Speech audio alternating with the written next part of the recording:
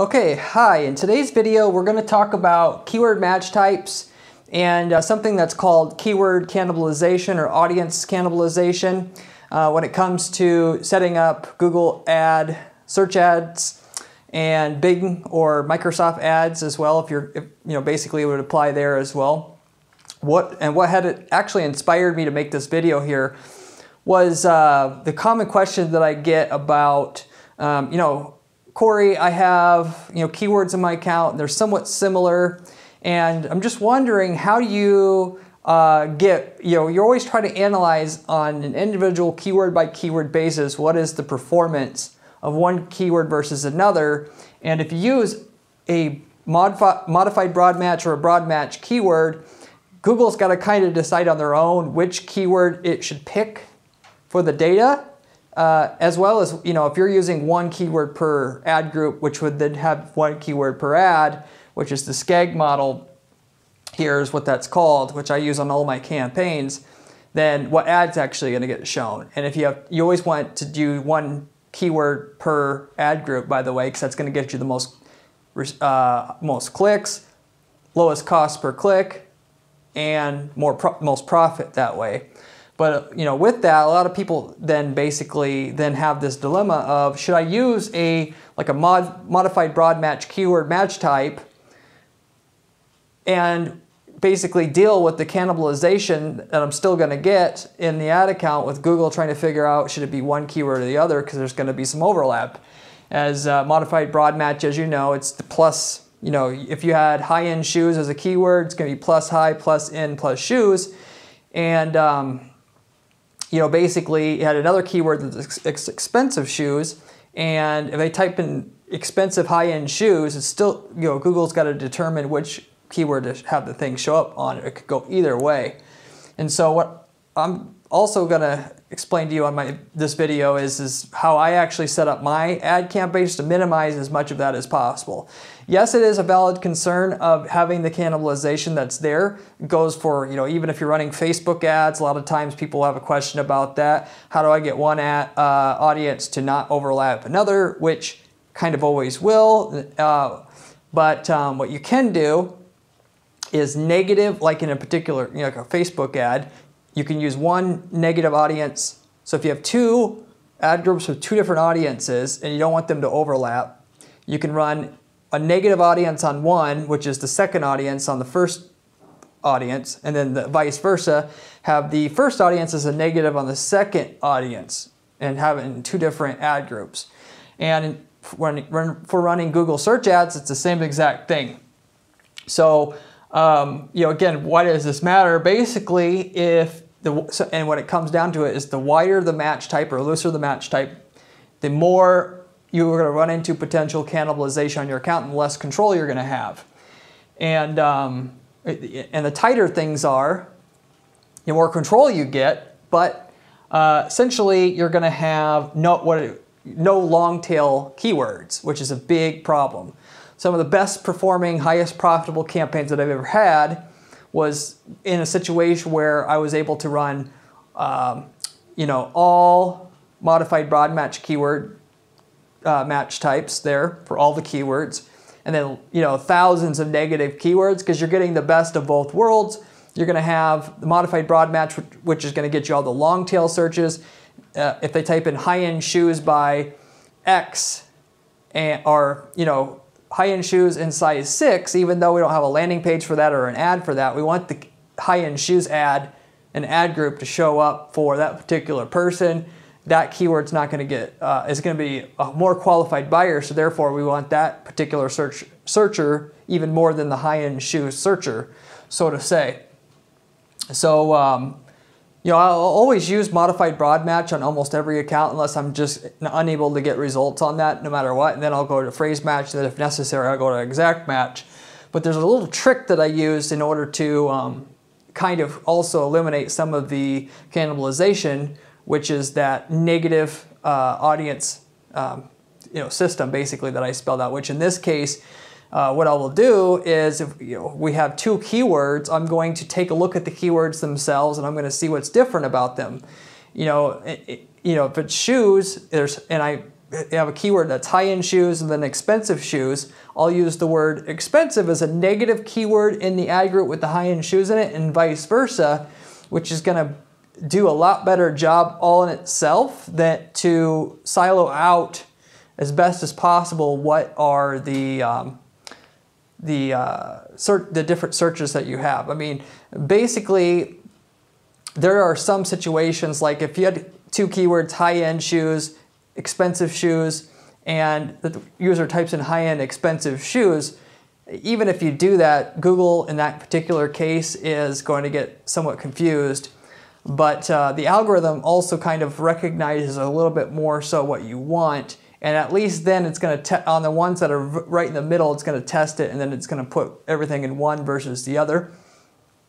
And since that broad match actually sometimes doesn't get the keyword itself, like if they modified broad match on a keyword like high-end shoes, it might be, I guess a good example, might be not such a good example, designer shoes.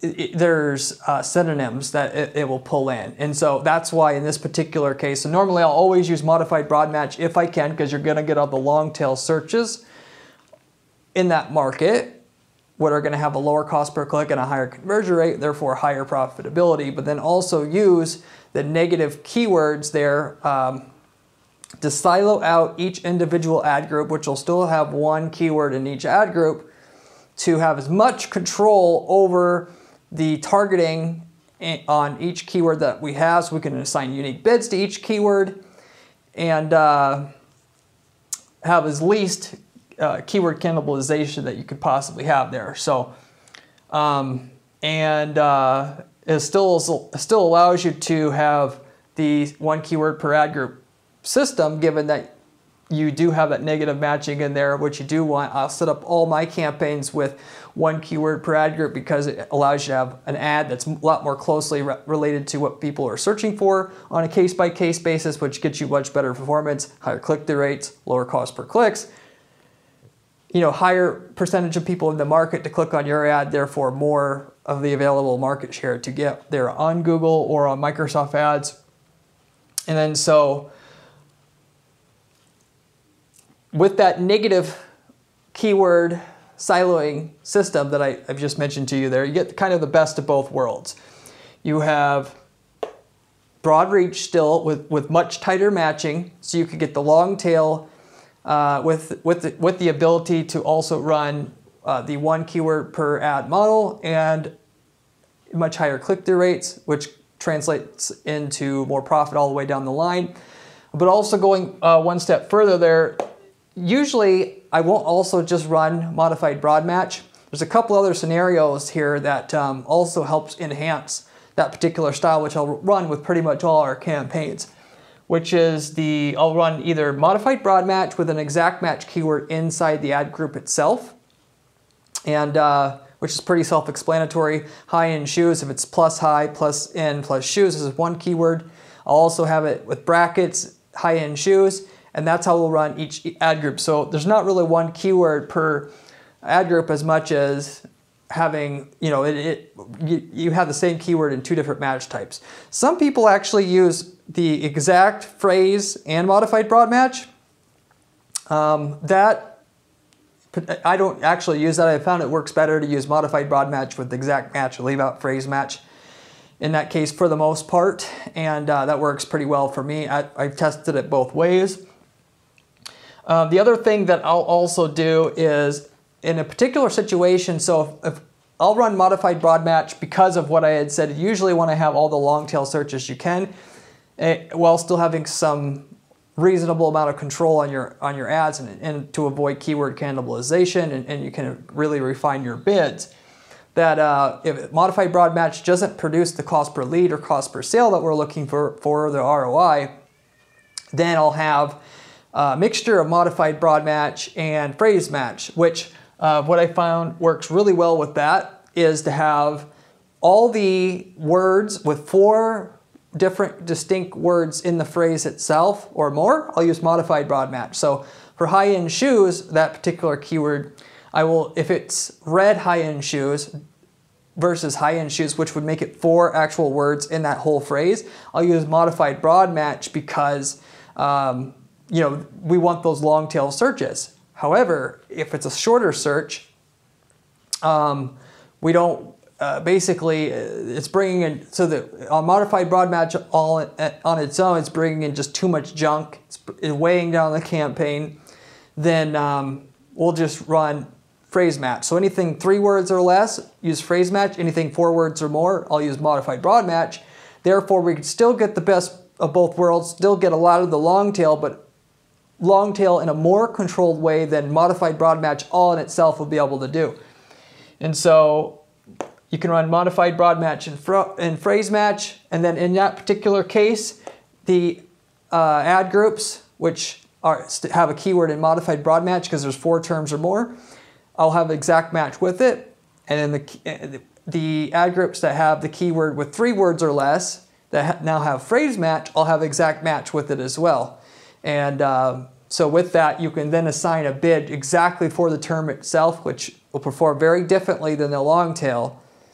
That's why you have modified broad match or phrase match in with the exact match in the same ad group. So you can, with the SKAG model of 1 keyword per ad group, and then you really can get very defined in how you're setting up your bids.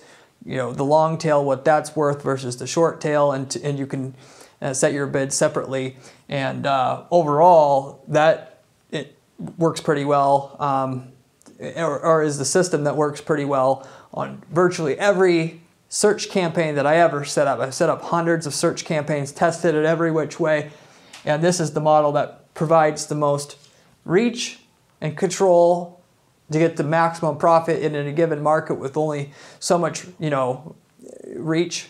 If the market has unlimited reach or more reach than what we can deal with, then I'll usually then in that particular case run just phrase match or exact match. We use phrase match a lot of times in local markets, but if we're just scratching the surface on the search demand, sometimes I'll just run exact match. But if there's a limited market, usually almost 99% of the time we'll use modified broad match, and I'll use the modified broad match again with the negative siloing to have the part of the keyword that's unique there each time as a negative keyword in all the rest. And so if we have a campaign with 100 keywords, that negative keyword that, you know, in high-end shoes with the unique term being high or high and end, I would actually have high end and high end, would be a negative keyword in all other 99 keywords to silo everything out. That's going to get you the maximum profit in a market where there's only a limited amount of searches, a micro niche or just a limited niche that's not getting, you know, where you could spend, you know, 500 grand a month on ads or something like that, or you're just looking to really build things up. So anyway, hopefully that helped you to decide how to deal with this thing called keyword cannibalization, whether you should use, you know, basically modified broad match or broad match versus phrase or exact match based upon the dilemma between reach and targeting or laser targeting or more refined targeting of what you have. But and then just as a final comment about this too, never use the regular broad match. There's not a case where I've ever found regular broad match to be better than modified broad match. So you're normally going to start with your, you know, 90% of the time modified broad match with the system that I gave you, and either one of these 2 options. And if you can't get the numbers to work, you're going to run phrase match. And if that can't work, you run exact match. In that order is the way that you build out a search campaign and find out the match type, system, and structure that's going to work for you in your particular market.